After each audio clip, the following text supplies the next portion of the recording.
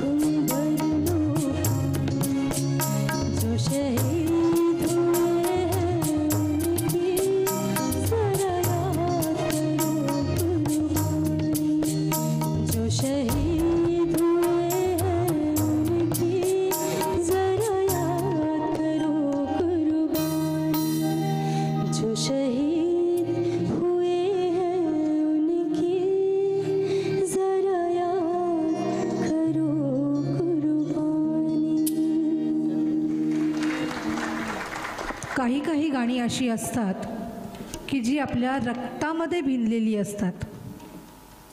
शब्द, सूर, चाल ही आपल्या रक्तात भिनलेली आहेत. ते करण्यापाठीमागे संगीतकार, कवी या सगळ्यांनी त्यांचं रक्त ओकलं आहे. त्याच्याशी प्रामाणिकपणे प्रयत्न करायला हवा. त्याच्यात कुठलेही इतर खिलवाड करू नये असं आम्हा सगळ्यांचं प्रामाणिक मत आहे. तुम्ही सहमत आहात? हां, पटलंय तुम्हाला मला काय म्हणायचं आहे? हे आमच्या चौघांचंही मत आहे. हे फक्त तुमच्यापर्यंत पोचवतोय आम्ही, बरोबर ना? थँक्यू.